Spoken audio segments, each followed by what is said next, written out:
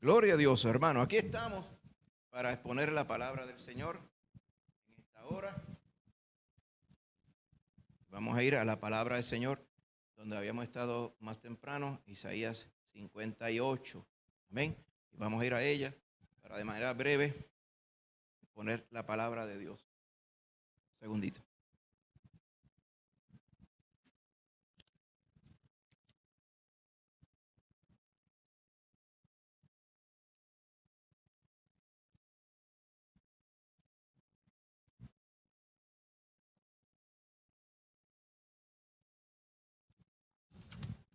Muy bien. Gloria a Dios. La palabra del Señor aquí en Isaías 58, 6 al 12, la habíamos leído más temprano, pero para propósitos de que esté todo completo, vamos a leerla nuevamente. Isaías 58, 6 al 12.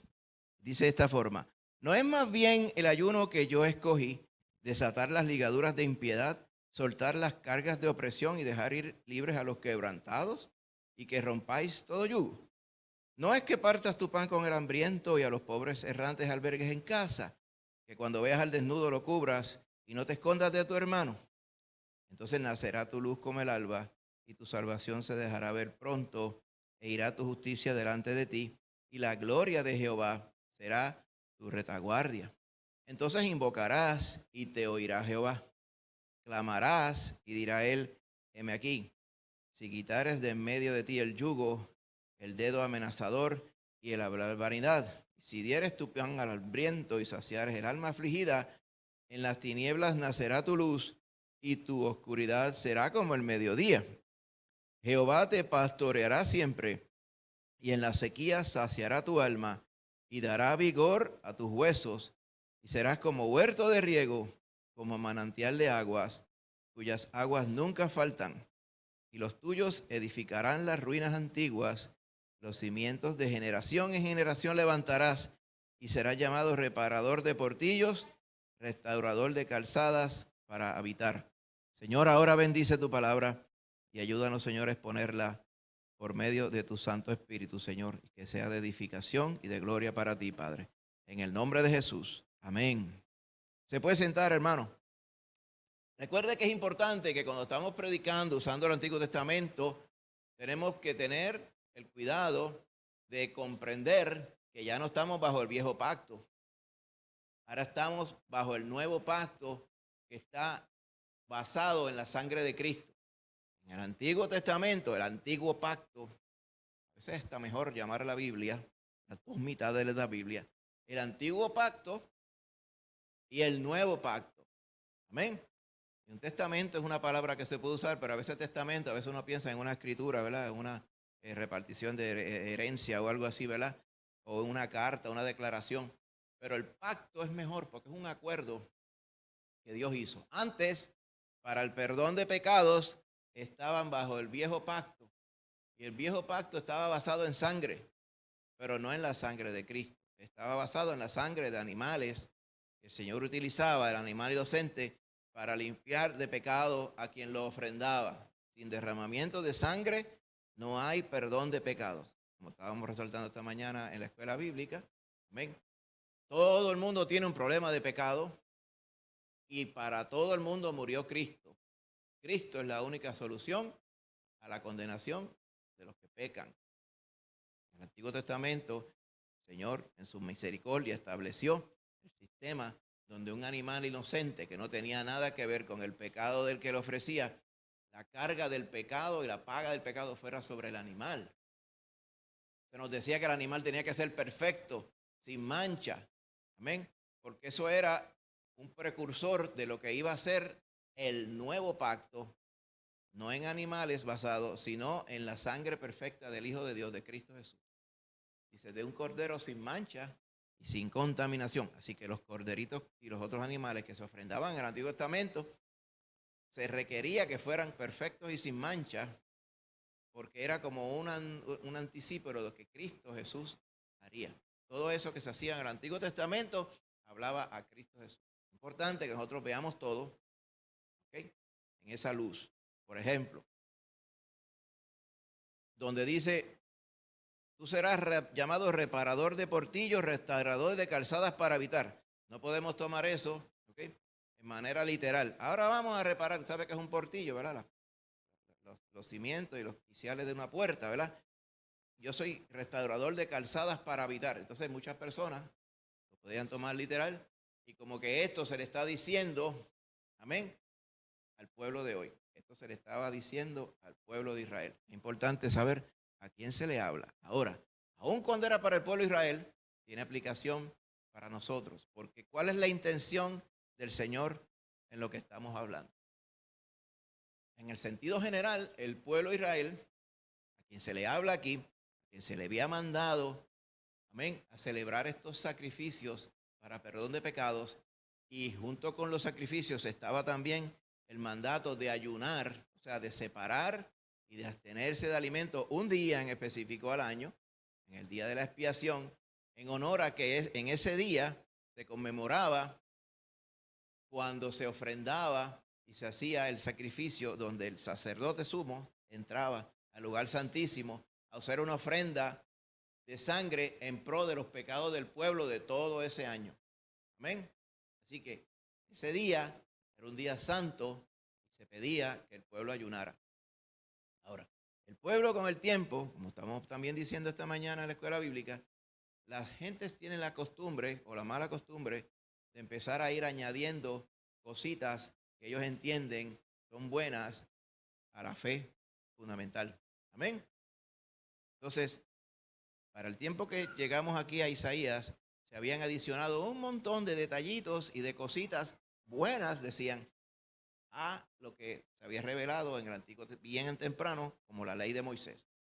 Entonces, al ayuno ellos lo habían construido un castillito encima, igual que lo habían hecho con el día de reposo, dicho sea de paso, ahí en Isaías 58, si usted se fija, un poquito más adelante, el Señor a través de Isaías da una reprimenda acerca del día de reposo.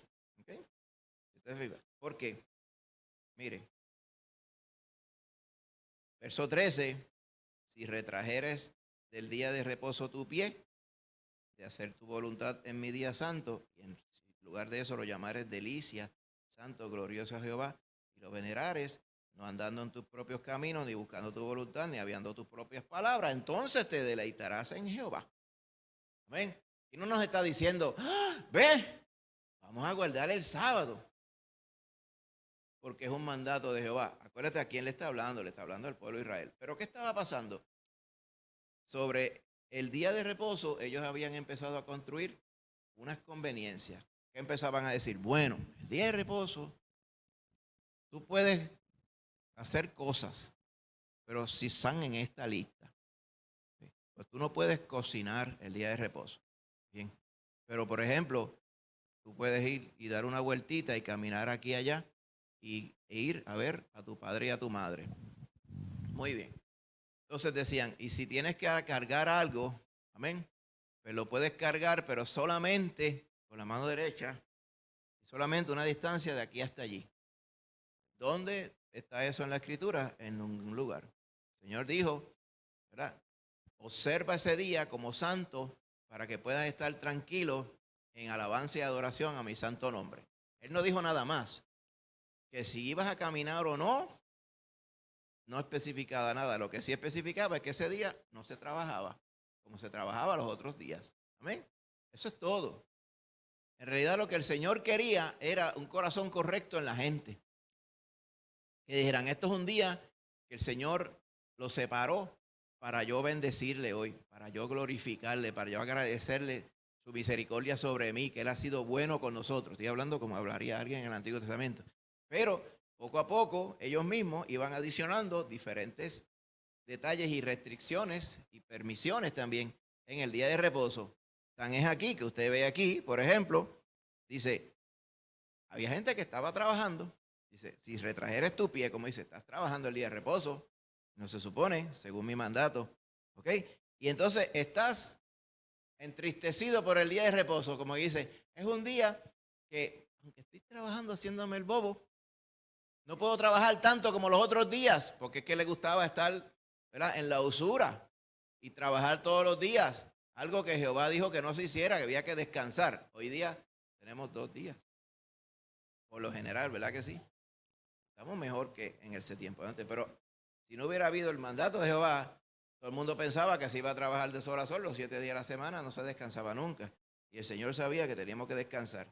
Dice, si en lugar de estar murmurando de que qué pena que tenemos que cesar un día, tú lo llamares, qué bueno es el Señor. Este es un día exclusivo que el Señor nos regaló. Entonces tú te deleitarás en Jehová. Y en otras palabras, yo me deleitaré en ti. Cerramos el paréntesis del día de reposo. Ese mismo espíritu era el que prevalecía con el ayuno. Pues allá habían añadido, en lugar de solamente un día al año, todo el pueblo ayunando. A mí se me hace ecos de cuando Jonás fue finalmente a predicar a Nínive. De aquí, ¿verdad? A un tiempo va a ser Nínive destruida. ¿Okay? Lo predicó y todo el mundo se arrepintió. Dice que se arrepintió desde el rey hasta el niño e incluyeron a los animales también en el cilicio. Se vistieron de saco, se tiraron encima de ceniza y se humillaron delante del Señor en ese día. Y el Señor lo vio con buenos ojos. Acá el Señor había pedido que se hiciera una vez al año, pero ya en el tiempo de Isaías ya tenían otras costumbres. Ya estaba especificado, y esto también se ve en los días cuando el Señor Jesús estaba con nosotros. Lunes y jueves eran días de ayuno. Entonces, aquí es obvio, en el 5 dice, el ayuno que yo escogí es para que aflija el hombre su alma. O sea, ¿para qué? Ay, estoy a punto de darme de baja de esta vida, de tan mal que me va en este día de reposo. ¿Es ese el ayuno que yo escogí? O que esté inclinado así, como junco, o sea, como una varita así doblada. O que en lugar no solamente de tener su ropa normal, tenga una cama y la ponga de ese saco bien que pica mucho, ¿verdad? Y le ponga y le eche ceniza encima y ahí se acueste, porque no le basta estar el día, sino que aun cuando se va a acostar se acuesta ahí para sufrir. Es para sufrir el día de ayuno y eso es lo que ustedes le llaman un día agradable a Jehová, porque cuando se empiezan a ponerle cosas y restricciones encima a lo que dice la palabra, la mayoría de las veces, por no decir todas, terminamos haciendo algo que no está bien. Y los judíos eran especialistas en eso. Pero fíjese, si fuera que añadiendo a lo que Dios había dicho, la cosa terminara siendo más santa y más estricta, que no quiere decir que lo que Dios quería, estaba haciendo todo lo contrario. Porque en el corazón de ellos estaba una expectativa de que Dios les contestara. Mire el verso 3. Dice, ¿por qué dicen, ayunamos y no hiciste caso? Humillamos nuestras almas y no te diste por entendido. He aquí que en el día de vuestro ayuno buscáis vuestro propio gusto y oprimís a todos vuestros trabajadores. Como quien dice, ustedes están cumpliendo por cumplir y están yendo disque más allá, porque ayunan 2 veces en semana. ¿Okay? ¿Se acuerda de aquel del joven rico? Ayuno, ¿verdad? 2 veces en semana. ¿Okay? Doy diezmo de todo lo que gano. En muchas cosas, porque esa era la costumbre que estaba todavía ya más adelante en el tiempo de Jesús. Aquí pasaba lo mismo. Pensaban, como puede pensar mucha gente, que haciendo algo que nosotros pensamos que está correcto, estamos agradando al Señor. Y esto es lo que pasaba. Acuérdate, estamos en el Antiguo Testamento. Ellos pensaban que de esa forma era así. Lo que siempre pasa es que haciendo las cosas según nuestras normas, lo que va a suceder invariablemente es que no vamos a estar agradando a Dios. Y encima de eso, no hay un cambio profundo en nuestro corazón. Porque no solamente era que no estaban obedeciendo al Señor, sino que dice, ustedes están en contiendas y en debates, dice el verso 4. Y ustedes hieren con el puño inicuamente. Eran personas malvadas, personas que eran bien avaras y eran famosos en oprimir a los trabajadores que ellos tenían. Y a los que estaban en necesidad no le daban su apoyo. O sea, eran personas completamente opuestas a lo que debería ser un hombre y una mujer de Dios. Pero ayunaban 2 veces en semana. ¿Ven? Cuando nos transportamos entonces al tiempo del Señor Jesús, esto todavía era realidad. Usted ve todas las cosas que el Señor le señalaba a los fariseos. Tan es así que hoy día la palabra fariseo es sinónimo de gente que es hipócrita y gente mala, gente religiosa que no da buen testimonio. Se ganaron muy bien este título. Pero nosotros, ¿verdad? Hablando en general de nosotros en nuestros caminos, tenemos que tener asimismo cuidado. Cuando Pablo le habló a Timoteo, sus consejos finales, le dijo, ten cuidado de ti mismo. ¿Cómo que de mí mismo? Porque uno puede estar pensando que está haciendo las cosas correctamente. Uno tiene que tener cuidado de uno mismo, de su testimonio. Estaba hablando del testimonio que incluye lo que Timoteo iría a enseñar como doctrina bíblica o no. Así que Pablo estaba predicando y le estaba enseñando, mira, como yo he predicado y como yo te estoy delegando, ocúpate y ten cuidado de ti mismo y de la doctrina. ¿Qué es la doctrina? La enseñanza que viene según la Biblia. Amén. Estábamos comentando propiamente en el estudio bíblico esta mañana que por qué vino la pregunta, que por qué hoy día muchos pues no andan predicando, vamos a decir así, el evangelio puro como está en la palabra de Dios. Porque con el tiempo se van acumulando sobre el evangelio un montón de cosas que no son del evangelio. Amén. Si usted no se lava los dientes todos los días y usara el hilo dental, haga esta prueba por 2 años. No se lave los dientes y no use hilo dental. Cuando usted vaya a ir al dentista, usted va a tener una doble capa encima de los dientes. Le llaman sarro, ¿verdad? Qué desagradable. Nada bueno es. Usted va al dentista y le va a decir, ¿qué pasó aquí? Pues que yo no me lavé los dientes en 2 años. Él va a hacer, pero ¿y en qué cabeza cabe que usted no se iba a lavar los dientes en 2 años? No, porque yo quería ir viendo, ¿verdad? Para que los dientes se me pusieran como más fuertes, porque esta capa protectora que tiene ahora están más fuertes y protegidos. Y el dentista dice, debajo de esa capa protectora está el diente real. Y le tienen que hacer, ¿verdad? Casi una operación, una expedición casi, para sacarle toda esa cubierta para encontrar el diente real. Eso mismo pasa con el evangelio si vamos sumándole cosas encima. Eso es como cuando usted sabe, aquí, si hubiera un hongo en esa pared, ¿qué usted hace con el hongo? No, vamos a echarle pintura encima. Y ahí no lo veo.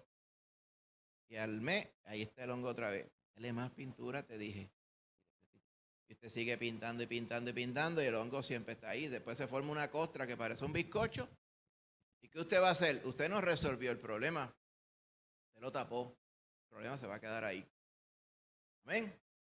De ahí debajo de todo eso que usted añadió está el fundamento que usted tiene que asegurarse en el sentido bíblico que es el correcto.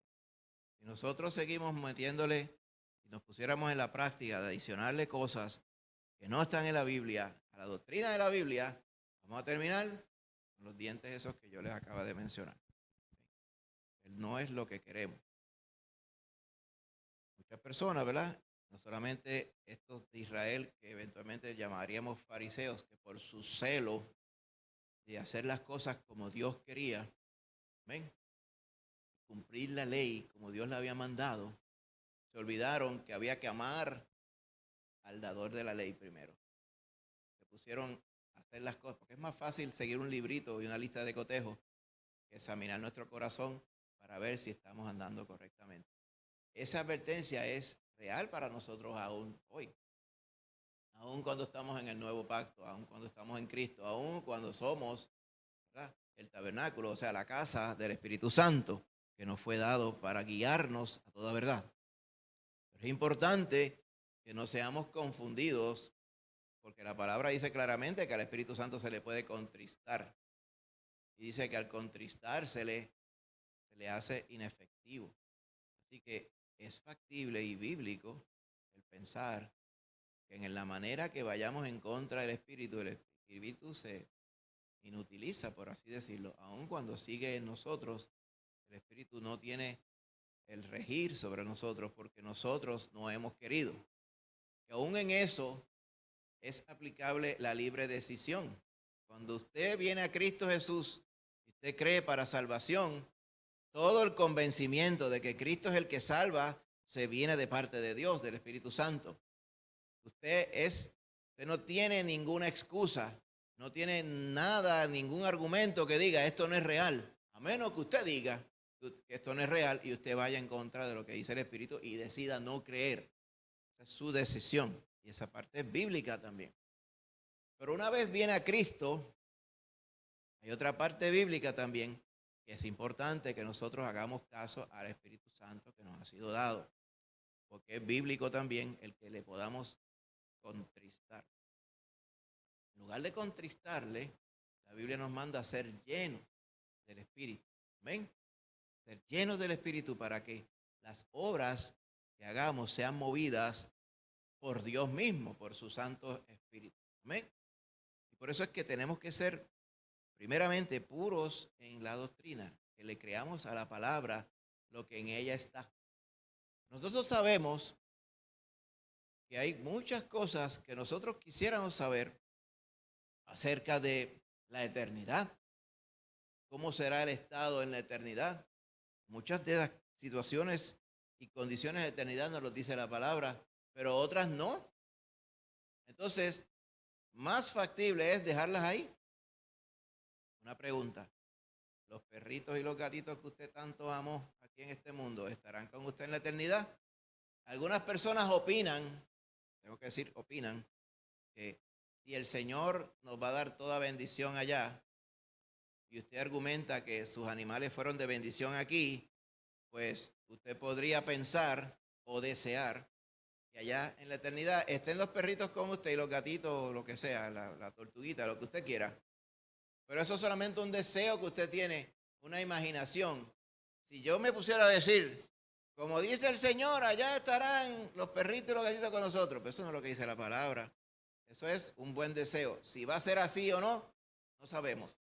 No podemos enseñar algo que no está en la palabra. Porque entonces empezamos a meterle frosting encima del fundamento. Tenemos que ser bien cautelosos con esto. El ayuno es un ejemplo literal, ¿verdad? Usted podría ayunar. Hay personas que ayunan en pro de su salud. Y eso está bien.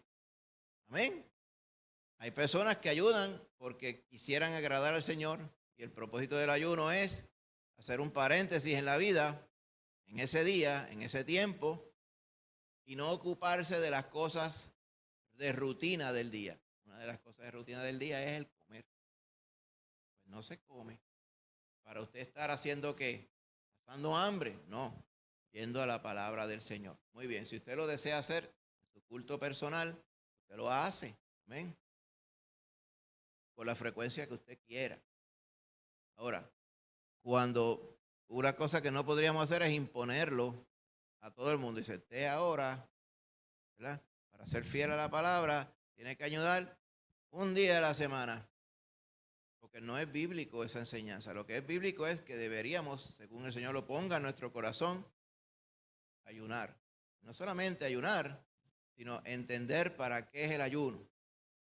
Pero entender mucho más allá qué es el espíritu del ayuno, que es lo que le faltaba a estas personas aquí en el capítulo 58, el verdadero ayuno. Dice, ¿cuál es el ayuno? El ayuno es abstenerse, dirían algunos. Me abstendré de comer el cordero que a mí me gusta comer tanto, dirían algunos allá. Estaban completamente desfasados de lo que era. Me abstendré de trabajar. Un poquito más caliente, no tan frío. Me abstendré de hacer lo malo. Ok. En otras palabras, no sé cuándo el Señor te prescribió que tenías que hacer lo malo y ahora no lo haces. O sea, están a veces completamente desfasados. Y muchos de ellos lo que estaban en la mente de ellos. ¿Cuál es el contexto y la esencia del ayuno? Y el Señor se lo aclara aquí. El ayuno es abstenerse de hacer maldad. Es lo que dice aquí. Dice, ¿de qué te vale no comer y verte afligido 2 días en semana si los otros días de la semana los otros 5 estás afligiendo a tu hermano. Y eso es lo que el Señor le reprocha a este pueblo. ¿De qué te vale verte afligido y tratar de convencerme de que estás santo y sin mancha cuando los otros 5 días estás oprimiendo a tu hermano? En otras palabras, le estás achacando trabajo y no le estás pagando lo suficiente. Amén. Los tienes esclavizados. Hay gente que necesita comer y tú tienes pan y no se lo das. Cuando pasa alguien por tu casa que necesita albergue para dormir un día para otro, tú no lo dejas dormir. Cuando tú ves a alguien que le pasa una ropita, tú tienes 20,000 trajes en tu casa y no se los das. Y después dices que ayunas. Así que hay cosas que van primero delante del corazón de Dios. Amén. Y esto es importante porque todo eso se transporta a la realidad nuestra hoy día. Si vamos al Nuevo Testamento, vamos a Mateo. Mira Mateo capítulo 5. Amén. Y vamos a ver allí un momentito. Mateo 5, verso 13 al 20. Fíjate que la palabra del Señor en el Nuevo Testamento no prescribe ayunar. O sea, no está como mandato, no está como una ordenanza. Y uno se preguntaría, ¿por qué? ¿Por qué no está como mandato? Amén. Inclusive no habla de un día de reposo, tampoco. Porque el día de reposo estaba prescrito para Israel. Ahora, hay personas que dicen, nosotros somos el pueblo de Israel. Hoy, nosotros no somos el pueblo de Israel. Israel todavía tiene algo pendiente con Dios. Nosotros no somos Israel. Nosotros somos la iglesia que está entresacada de todo pueblo y lengua y nación. Amén. Nosotros no somos Israel. De Israel pueden haber personas que vengan y son parte de la iglesia. Pero la iglesia es la esposa de Cristo. Los descendientes de Jacob, con el cual él bendeciría a todas las naciones de la tierra, en el periodo que están ahora, amén, están siendo bendecidos, pero aún ellos mismos no conocen a Cristo. Ese es un plan que Dios tiene con ellos. No se ha acabado todavía. Lo mejor, literalmente, en ese caso, está por venir, según hemos reseñado anteriormente. Nosotros no somos Israel. Explico esto porque hay un movimiento que intenta, y no es nuevo ese movimiento que intenta decir y adjudicarle a la iglesia las responsabilidades y las cualidades y las bendiciones que Dios prometió para Israel. Usted no se ha perdido nada. La iglesia no es Israel. Las promesas para Israel, las nuestras son mejores. Amén. Porque el Señor ya nos ha prometido y nos ha dado la salvación a través de Cristo Jesús. A ellos también, pero ellos tienen un velo puesto. Esto es lo que Pablo explica. Nosotros estamos salvos y vinimos a estar primeros a la salvación porque Dios les tapó los ojos del entendimiento a ellos. Y Pablo dice, pero ¿a quién se le puede ocurrir algo así que no sea el Señor? ¿Y quién podrá entender el razonamiento de Dios? Claro, como queriendo decir, no pretendas entenderlo. Míralo más bien como una gracia que Dios le dio a todos los que hoy son invitados a convertirse al Evangelio. Así que, más allá de la ley, del ayuno, del día de reposo, de todos esos detalles, hay algo mucho más importante. Y es que Dios ha querido que todo ello apunte a la necesidad de todo el mundo de salvarse. La ley apuntaba a que todo el mundo es pecador. ¿Cómo se iban a dar cuenta? Porque yo no puedo cumplir la ley que Jehová me dio. No puedo cumplir la ley. Soy honesto conmigo mismo. Estoy condenado. ¿Y quién me podrá salvar? Pues Jehová es mi salvación. Por eso decía desde siempre, el justo por la fe vivirá. O sea, será vivo, será salvo, es lo que quiere decir. Hoy día es lo mismo. Pero si transportamos todo esto, entonces, el tiempo de la iglesia de ahora, entonces, ¿cuál sería el ayuno? Porque no hay ninguna prescripción de ayuno. Usted no nos ha oído decir nunca, vamos a la Biblia, el Nuevo Testamento, y allí dice, ayunarás de esta forma. Otra ausencia es el diezmo. El diezmo es del antiguo pacto. Amén. Y muchas personas, por aquello de ser livianos con la palabra, dicen, pues, ¡Uf! ¡Qué chévere! No hay que sostener con nada a la obra de Dios, porque no hay diezmo. No. La palabra del Señor en el Nuevo Testamento dice, cada uno dé según está en su corazón. No por tristeza ni por necesidad, sino porque Dios ama al dador alegre. Amén. Y el Espíritu Santo va a poner en nosotros lo que usted debe ofrendar. No es el 10%, podría ser el 10, el 20, el 30, el 5, el punto 1, lo que sea, lo que el Espíritu Santo ponga en su corazón. Amén. Así que no está prescrito el 10%, pero está prescrito que el Señor le va a poner en su corazón. Amén. Porque no estamos bajo la ley estricta, la letra estricta, estamos bajo la gracia ahora. Pero la gracia implica que estamos gobernados por el Espíritu Santo de Dios. Amén. Pues similar con el diezmo, que no está especificado, el ayuno tampoco. Hago estrés sobre el diezmo porque en muchas ocasiones podríamos escuchar compañeros, ¿verdad?, que comparten, ¿verdad?, nuestra creencia bautista, especificando y hablando y haciendo estrés indebido en el diezmo. Amén. Eso no es bíblico. No es bíblico, lo repito. Por eso les digo, ¿se acuerdan de los dientes? ¿Se acuerdan del bizcocho? Hay que ponerle frosting por encima para que el bizcocho se hace así, parece un elefante de grande, y te dice, debajo de esas capas hay un bizcocho de 8 pulgadas abajo. Pero si le seguimos añadiendo frosting, entonces esto es frosting y no hay bizcocho. Así que no podemos adicionarle a la palabra, por más buenas intenciones que tengamos. Sin embargo, el Señor ha querido que nosotros le agrademos con nuestras finanzas. Solamente no podemos decir, usted no está bendecido porque usted no está dando el diezmo. El Señor nos libre de decir un disparate como ese. ¿Okay? Usted tiene la responsabilidad de ser movido por el Espíritu para dar según propuso en su corazón de manera alegre. Y el Señor le va a bendecir. ¿Y qué del ayuno? Para ponerlo en el mismo nivel. El ayuno no está especificado en el Nuevo Testamento. Pero viendo el contexto que allá está, en el capítulo 58 de Isaías, podemos entender que el ayuno sí está, solamente que no le llaman de ese nombre. El ayuno es abstenerse de pecado. Amén. Abstenernos de pecado. Porque de qué nos vale decir, Señor, he aquí yo soy tu especial tesoro y yo te agrado con mi vida y no le estamos agradando. Es abstenernos de hacer el mal, pero con un énfasis en poder estar pendiente de los demás.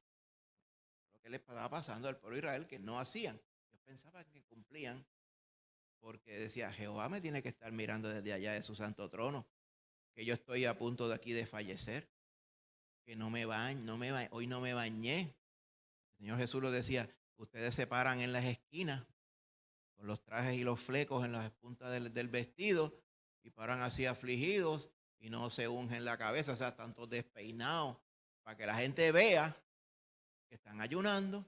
Dice, les digo que ya ellos tienen su recompensa. ¿Cuál es la recompensa? Pues ya los vieron, ya se lucieron, ya la gente los mencionó y la gente cuando sean grandes quieren ser como ustedes. Lamentablemente, lo están llevando por el mal camino. Esa es su recompensa. Pero el verdadero ayuno, según vimos en Isaías, es humillarse delante del Señor y hacer las cosas que le agradan.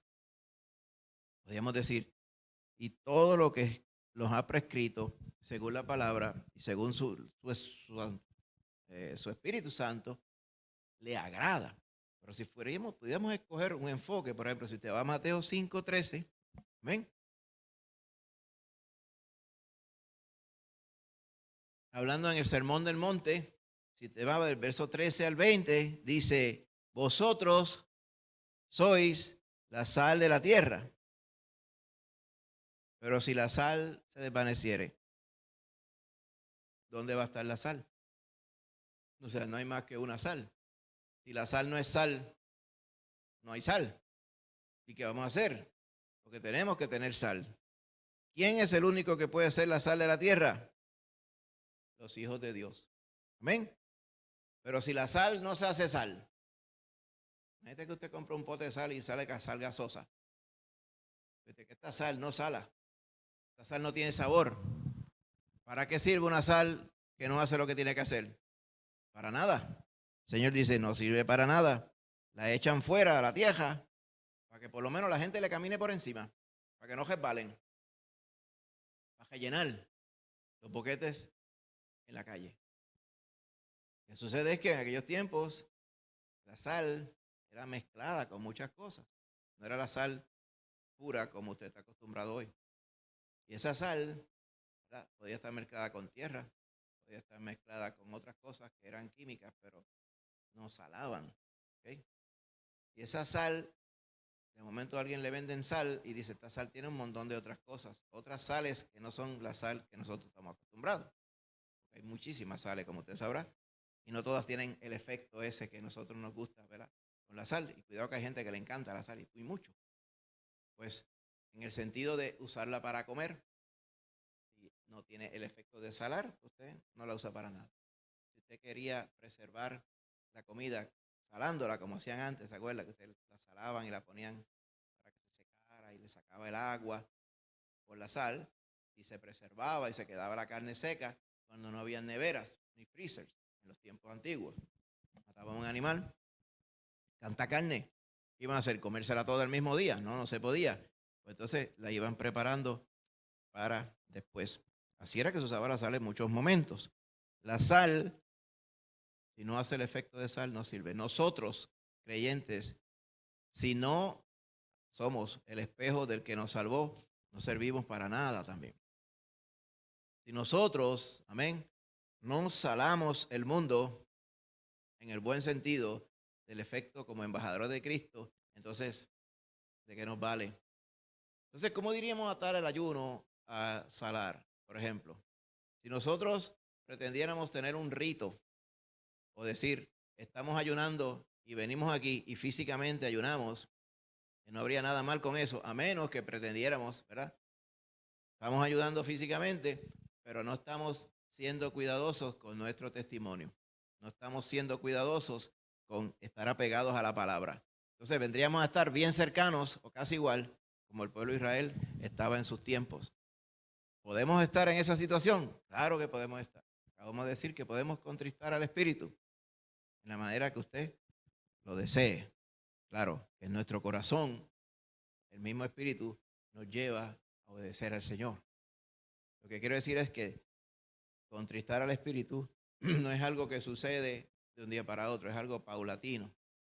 Viene, como nosotros podríamos terminar contristando al Espíritu, dejando de prevalecer en el consejo de Dios, dejando de prevalecer en la palabra, dejando de prevalecer en la oración. Todas esas cosas el Espíritu Santo nos mueve.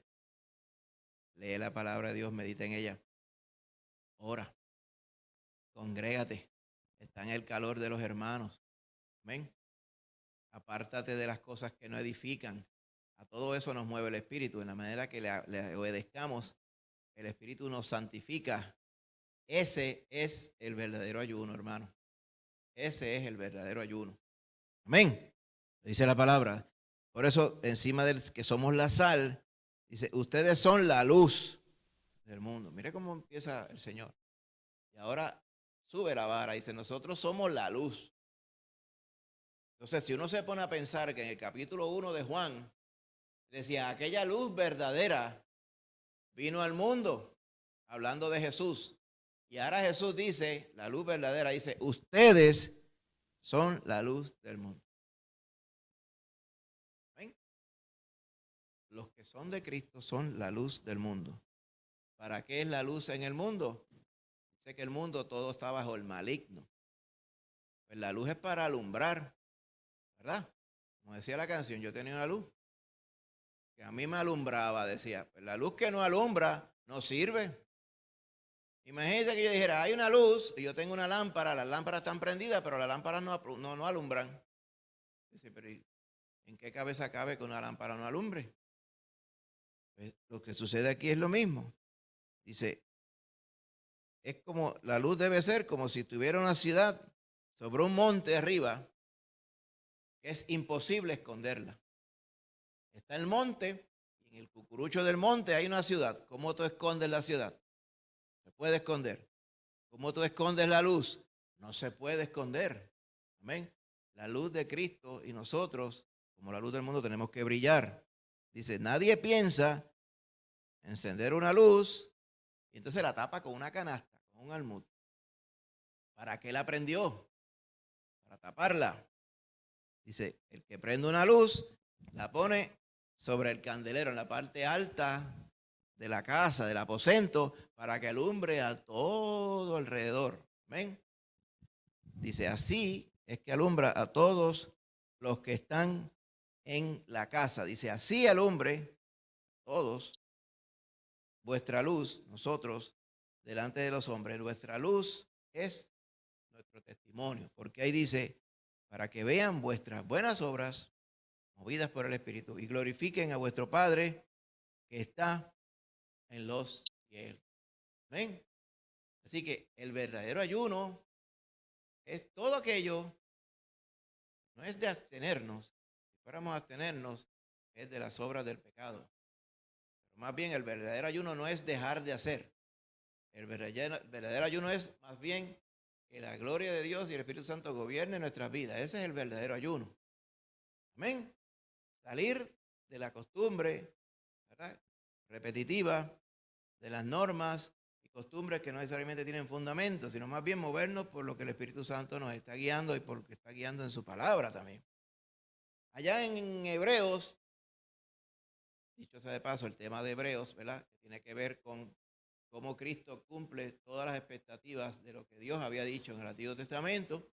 Hay una porción que habla del verdadero reposo, hablando de que no hay un día de reposo especificado, porque allí nos aclara, amén, que los que han venido a Cristo entraron en el verdadero reposo. Dice, pero ¿cómo es posible que? ¿Es que el reposo es un día? Es la cosa que la gente piensa así. El reposo no es un día. El reposo es un descanso que Dios prescribió. Claro que era físico en el Antiguo Testamento, pero acá se nos aclara en Hebreos que el que ha venido a Cristo ha entrado en el verdadero reposo porque ha cesado de depender de las obras para salvarse. Las obras nunca le iban a salvar como quiera, pero ya no estamos pretendiendo decir que por mis obras yo seré salvo. Más bien confío en la obra de Cristo Jesús. Pues esos entraron en el verdadero reposo. El verdadero reposo es, ya Cristo me salvó. No tengo que esforzarme para salvarme, que como quiera no lo iba a lograr. Y por lo tanto era algo completamente fútil, completamente inútil. No iba a tener ningún resultado. Pero ahora estando en Cristo estoy en el verdadero reposo. Pues ese es el verdadero reposo cuando uno está en Cristo. El verdadero ayuno es hacer lo que a Dios le agrada, ser luz y sal en el mundo. Claro que si usted decide ayunar físicamente, lo puede hacer, pero sin dejar de ser luz y de ser sal. Amén. Por eso es que es importante el evangelio, hermano. Por eso es que es tan importante la palabra. En la palabra de Dios, que nos la dejó como un registro de lo que está en su corazón, es que nosotros encontramos correctamente y claramente, sin frosting, sin cubierta, sin engaño, lo que Dios nos dijo está en su corazón. Es la palabra de Dios. Por eso que la palabra de Dios es santa, es un tesoro que usted tiene. ¿Ven? La palabra le llama tesoro al Espíritu Santo que está en nosotros. Y ese tesoro lo tenemos en vasos de barro. Pero la palabra la tenemos escrita aquí en papel, pero mucho mejor, la tenemos escrita en nuestro corazón por medio del Espíritu Santo. Y ese es el verdadero ayuno, hermano. El verdadero ayuno es agradar al Señor en todas las cosas. Bendito sea Él. Amén. Y todo lo que conlleva a estas cosas. Podríamos seguir, ¿verdad?, hablando de muchos detalles, especialmente todos los que están aquí en el capítulo 5 al 7 de Mateo, que es lo que colectivamente le llamamos el Sermón del Monte. Amén. Esto no es, el Sermón del Monte no es prescribiendo el hacer cosas nos vamos a salvar. Más bien dicen, estas son las señales que confirman que hemos creído en Cristo Jesús. Ser luz y sal. O sea, si no hemos creído en Cristo, No podemos ser luz porque Él es la luz. ¿Está viendo?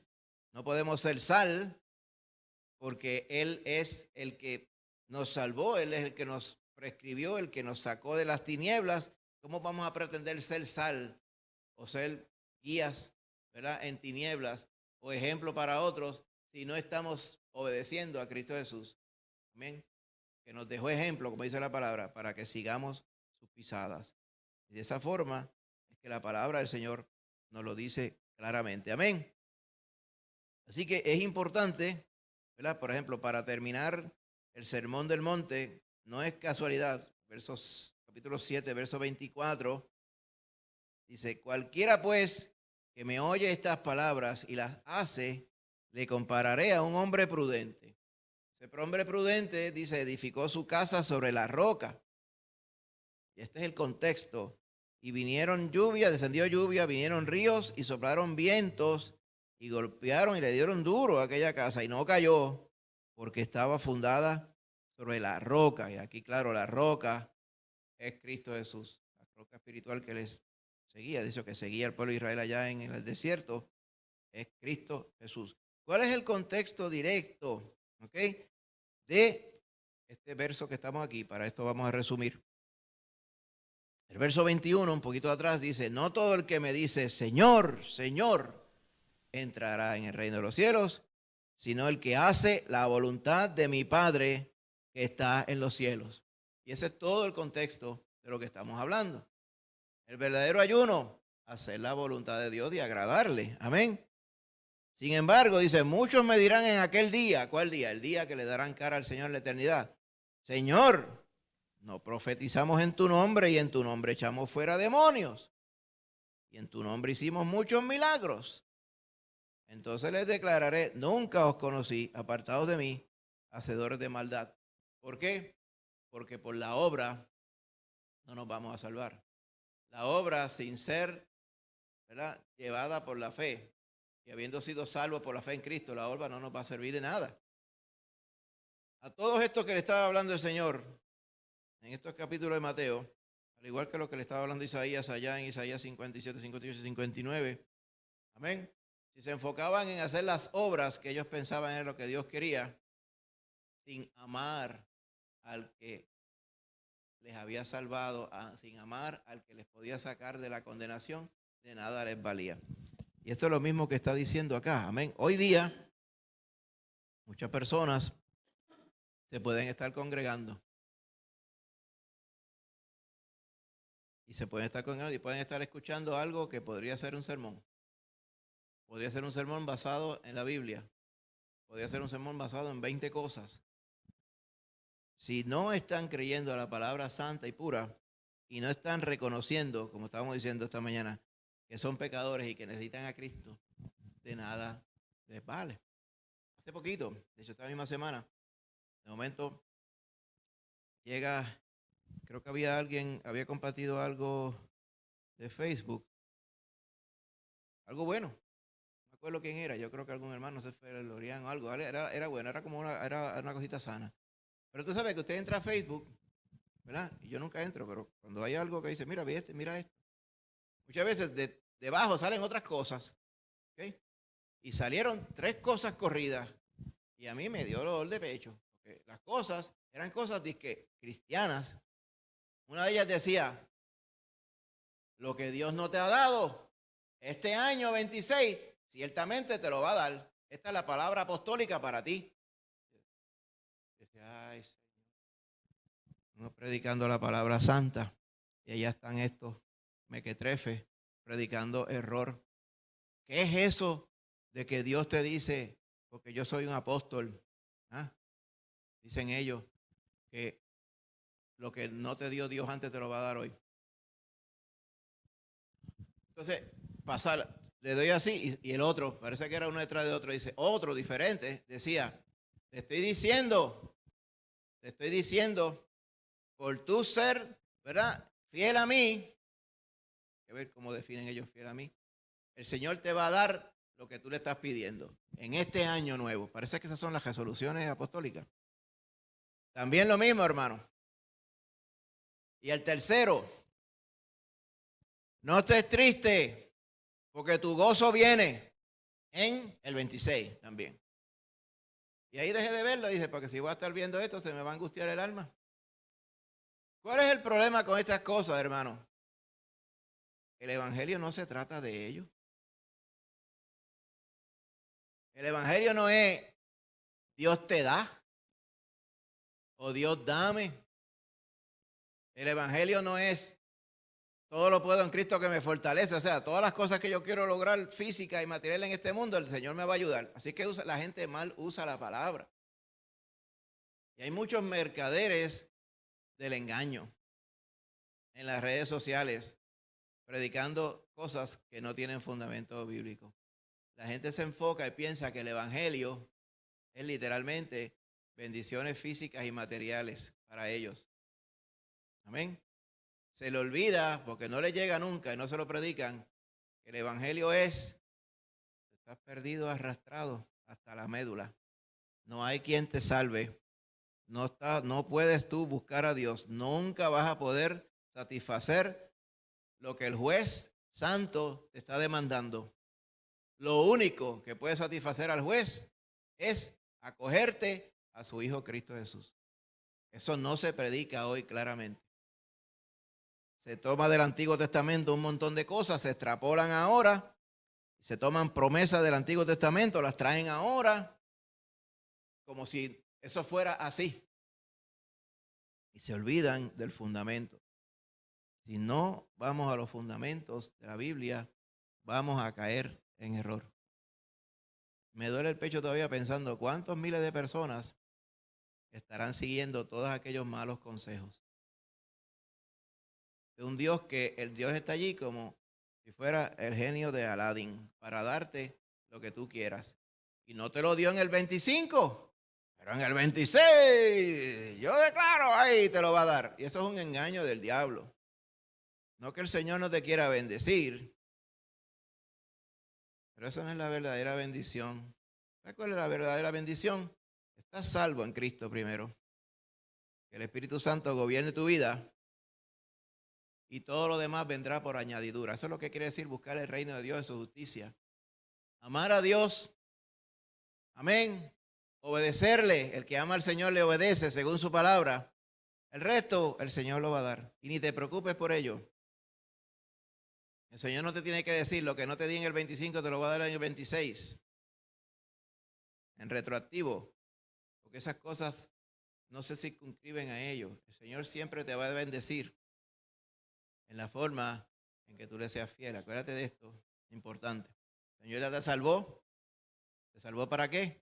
Para que seas su especial tesoro. Yo quiero terminar con lo que el Señor, ¿verdad? En boca de Pedro nos ha prescrito. ¿Ok? Acá en Primera de Pedro, capítulo 2, verso 9. Verso 8 dice, tropiezan en la palabra porque desechan a Cristo. Es el contexto de lo que está hablando el capítulo del verso 4 al 7 y el 8. Dice, tropiezan en la palabra siendo desobedientes. Y a eso ya estaban destinados, o sea, porque no están predicando a Cristo como es. No han creído en Cristo como que es la única esperanza. Ahí le llama la cabeza del ángulo. O sea, no hay sustituto para Cristo. Amén. Hay personas que vienen a Cristo, pero no a Cristo real. Ellos vienen a Cristo como si fuera un resuelve, ¿verdad? Como algo adicional. Pero cuando nosotros venimos a Cristo, siendo pecadores, y Él nos salva al verdadero Cristo, el Cristo bíblico, se cumple lo que estamos viendo en el verso 9, verso 10. Dice, nosotros, le llama Pedro, vosotros sois linaje escogido, o sea, una raza, una descendencia escogida, porque el Señor ya desde los tiempos antiguos había prescrito que el que se iba a salvar por Cristo Jesús. Somos sacerdocio real, no el que sacrificaba animales, sino cuál es la razón del sacerdocio. No era sacrificar animales, era hacer la representación entre Dios y los hombres. Eso somos nosotros. Amén. Por eso es que somos la sal de la tierra y la luz del mundo. Dice, nación santa. No somos nación solamente, Somos santos porque estamos apartados del mundo. Estamos en el mundo, pero no somos del mundo. Es un pueblo que Dios adquirió. No fue un pueblo que se arrimó al Señor, sino que Dios lo compró con la sangre de su Hijo. Pedro estaba claro de estas cosas. ¿Para qué? ¿Para qué? Para anunciar las virtudes de aquel que os llamó de las tinieblas a su luz admirable. Eso lo hizo el Señor a través de su Hijo. Éramos tinieblas, pero ahora somos luz. ¿Va viendo? Dice, en otro tiempo ustedes no eran pueblo, pero ahora son pueblo de Dios. En otro tiempo ustedes no había misericordia para ustedes, pero ahora ustedes alcanzaron misericordia de parte de Dios por medio de Cristo Jesús. Por eso el verdadero ayuno para nosotros es serle fiel al Señor, ser luz y sal. La mejor descripción más sencilla que daría un niño esperando que uno le pregunte, ¿y qué es ser luz y sal? Pues que cuando la gente te vea a ti, vea a Cristo Jesús. Y eso nos calibra a nosotros, nos pone en la perspectiva de qué es lo que el Señor quiere de nosotros. Si somos embajadores, un perfecto embajador es el que representa al gobierno de su país y todo su país en su persona, ¿verdad? Sin lugar a dudas.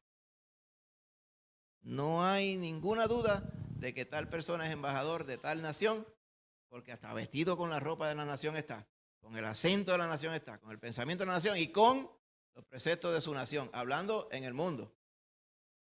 Pues cuando estamos hablando de Cristo, somos embajadores de Cristo.